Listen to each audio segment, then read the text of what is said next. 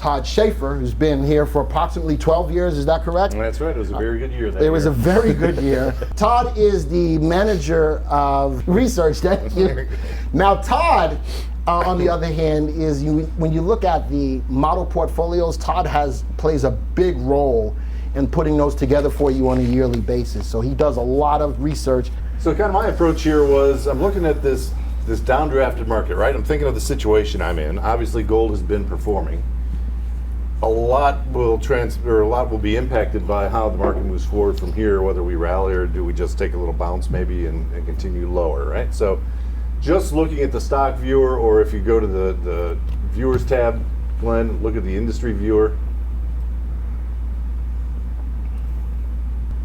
I mean, there it is, right? High flying industry, the fastest moving or strongest uptrending industry, gold, silver mining. So seems to me, at least on that basis, I got to think about being in that space, right? Just running on current conditions. So if you right click on that, you can look at the stocks in that industry group. So now I'm in the best players by virtue of their VST score. There's Kirkland Lake, right?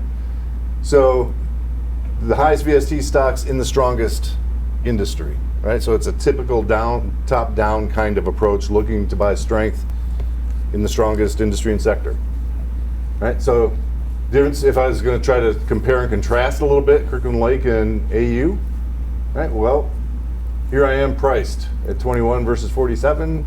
Yeah, maybe RT values, I'm in a little bit stronger uptrend, but I have weaker fundamentals with a lower RS score. Thanks, right? Todd. You gave me a little boost. I was going to say. Coming in second still means you're just the first loser. That's right. I'm going to chime in because I got two stocks in the gold industry too, and notice that between the three of us with the gold stocks that we picked, 1, 2, 3, 4, four of them are in the top 10. They're all strong, yeah. And they're all strong in that industry. So what I was noticing as I started looking at candidates, I noticed particularly in yesterday's market, right in that rally, you started seeing a lot of these leaders kind of breaking down a little bit. Yeah. So I want to be in the space, but I wanted to look for a persistent price pattern that I thought would sustain. Sure. As long as I get the broader direction correct, then I'm in somebody who's likely to move. So let's take a look at the graph.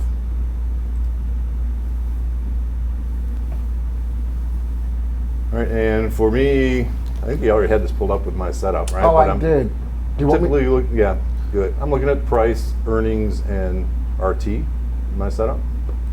Close enough. And for me, there's the two key things here, and put it on 6 months. Because these are momentum plays, right? So I'm really looking for hard right edge performance. I care about the pattern leading into the hard right edge. But I'm looking at the hard right edge, and a big difference for me as I looked at these different charts is the RT on the hard right edge is accelerating still, right? You look to the price action, you can see that acceleration in the tall slope of that price action. Yeah. Now I'm pulling back from the high here, but to tell you the truth, okay, it's still in trend. I'm not, of course I'd rather not see it slowing down, but it is, so to Patrick's point. But as long as the trend continues, that's a solid play for me. Anybody else? Well, I can pretty much guarantee that these gold stocks are going to keep going up, and the way I can do that is that I just personally bought the Contra ETF Dust. So I've actually gone contrarian, so that's how I know all of your gold stocks will continue to rise. I see you also like to live dangerously. Way to go. That's living life on the edge right there. But yeah, so to your point, Glenn, yeah, let's make sure the market and the stock continue to follow through, and certainly know your exit point so you structure the trade correctly. Yeah. Yeah, I'll say when you start creating a bunch of space with the 20 MA, and granted some of my stocks are doing that right now too, okay? But you do run the risk of a minor pullback, even if it's only sideways to slightly down. But I think buying it on the higher on the follow through is the key. Yeah, and you can see it's done that previously, right? Where it gets overextended and then it hasn't pulled back so much here as it's just languished. It can even slightly rise and pull back to the 20, you know. Glenn, can you take out the date line? So one of the things I would talk about in a jockey club a lot, but it's gapped up today. So if you wanted to get in, I mean, it's not too far off of its session low. put your line in the sand at the low for the day, and if it breaks that, Sure. it tells you the gap up failed, and that's your exit. So idea is to keep a tight stop. Right? So where's that Yeah. line out there, Glenn? So you're giving it 21 cents to the downside before you cut your loss? Like Another- another 2 to just get past the even dollar point. But yeah. There you go. Yeah. You want to do that? So what's the cool thing about that from a trade perspective? You're mitigating your losses. It gapped up, and if it didn't have follow through, it's still, even with the pullback, it's still at that level. It didn't go below the level of the low for the day. So what do? You leave it alone.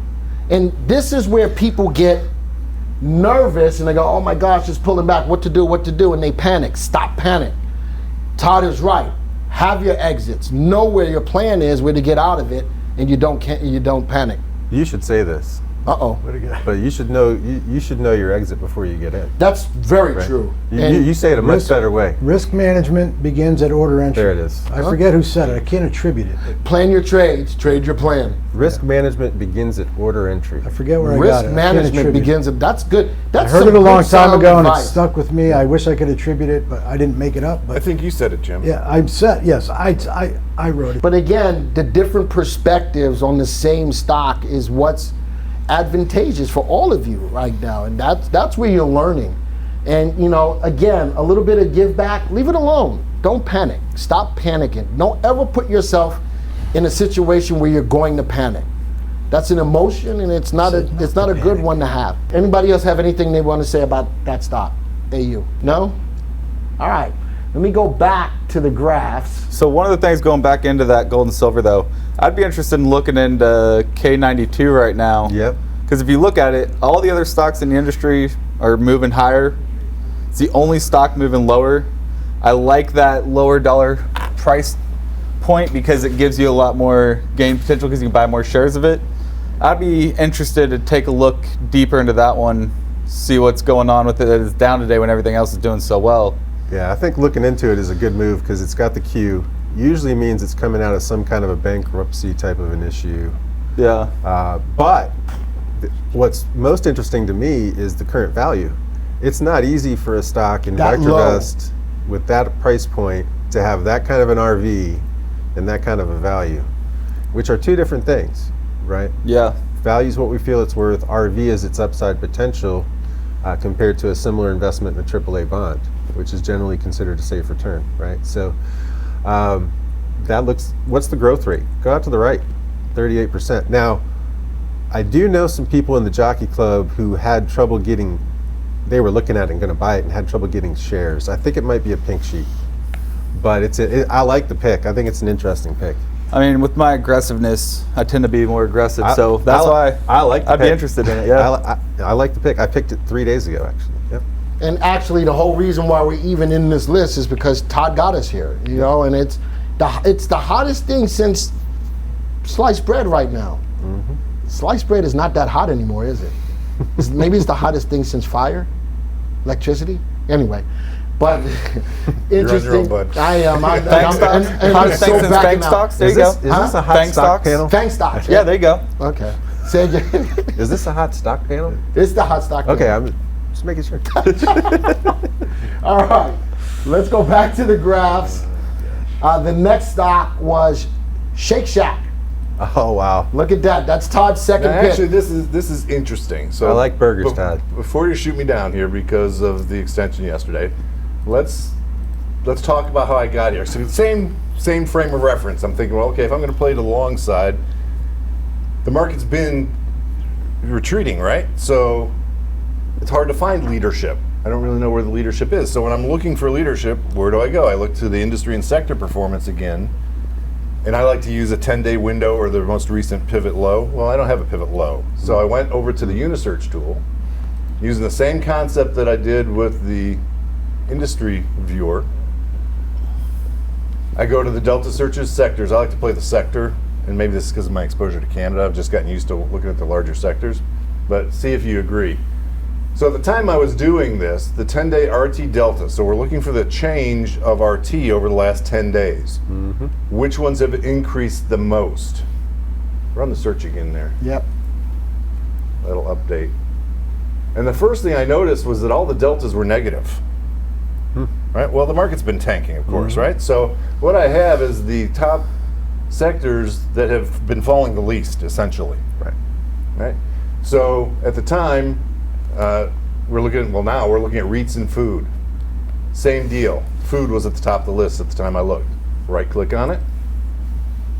Go look at the stocks in the sector. And the thing I like about the sector analysis is now instead of 5 candidates, I've got 209.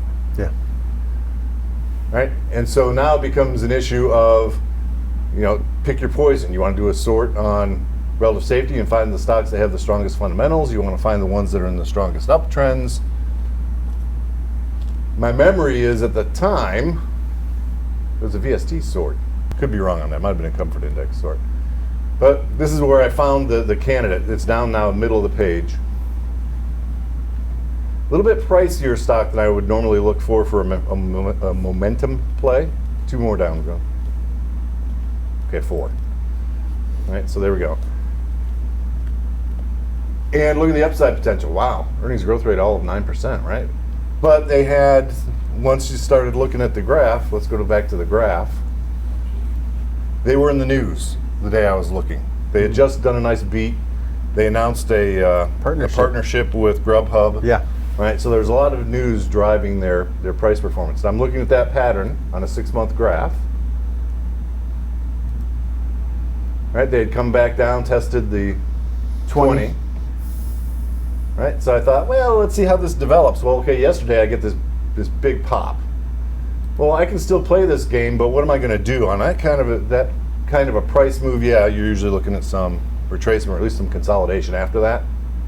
So I can wait for some follow through, give it 2 or 3 bars, see if the price holds up and continues to advance, and if it does, buy the higher high. So I still like the trade long term, even though I'd prefer not to have given somebody else that money, right? Mm-hmm. But it's not enough that I want to throw it away. I think there's still some potential there. I'm going to chime in the same thing that I said. Earnings on there too. Yeah, the EPS. Same thing that I said earlier is that just because the stock pulls back, you don't panic. Look at the trend. That's a 20-day moving average. That is a nice trend line, if you want to look at it from that perspective, to make sure that it's okay or not okay to be in the stock. There were a lot of other nice candidates in this space. Most of them, though, were consolidating, kind of in this current market action, and they'd still be good candidates for me. I'm just looking for the breakout with the market starting to bounce a bit. Yeah. So you guys keep talking about buying at the highs. An old saying my dad taught me a long time ago is, instead of buying low, selling high, go with the mentality of buying high and selling higher. I think that could be true to these kind of stocks we're looking at right now. Good momentum stocks, that's ideally buy high, buy and sell higher. Yeah. Okay. Thank you for taking the time to watch this video. Now, if you're new to the software or would like refresher information about the software, click on this Getting Started video right here. Thanks to all of your input, here's a YouTube video that we think would be perfect for you. Click right here. If nothing else, folks, just hit the subscribe button right here.